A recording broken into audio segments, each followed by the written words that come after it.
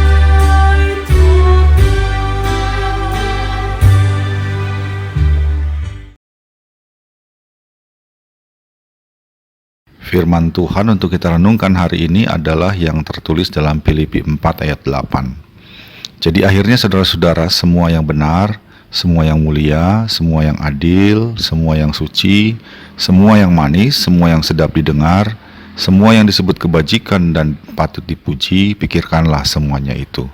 Demikianlah firman Tuhan.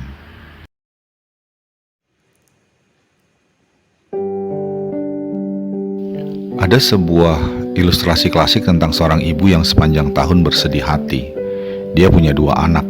Anak pertama berjualan es dan minuman dingin. Anaknya yang kedua berjualan payung dan jas hujan. Di sepanjang musim hujan, si ibu bersedih karena memikirkan nasib anak pertamanya yang berjualan es dan minuman dingin. Pastilah dia tidak beruntung di musim hujan yang panjang ini karena jualannya tidak laku, pikir si ibu.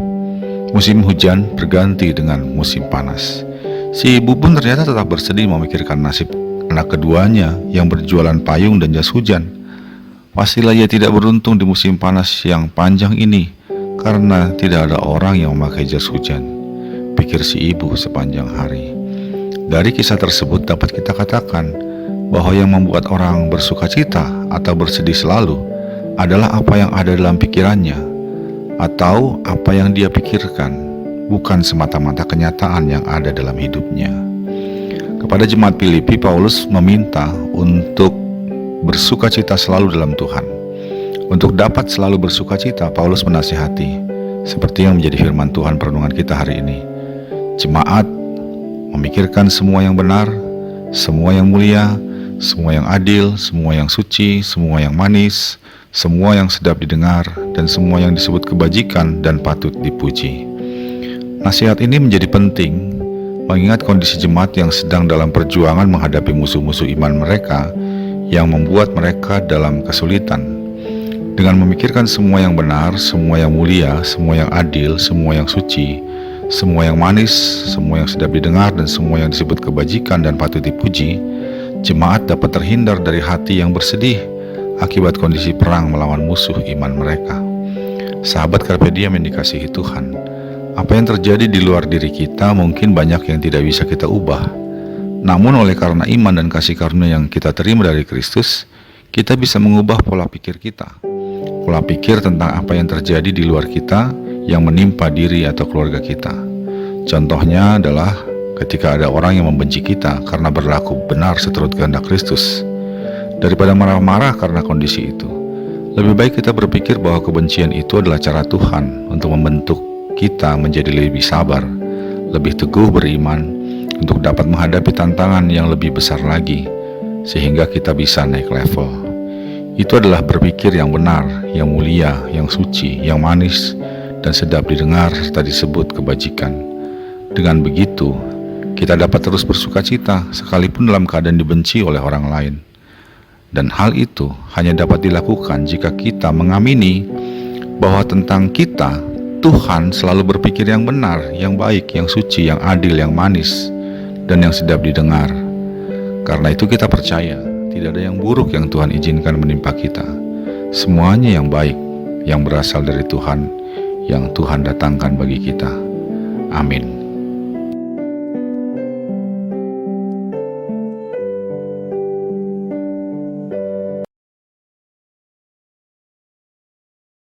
Marilah kita berdoa.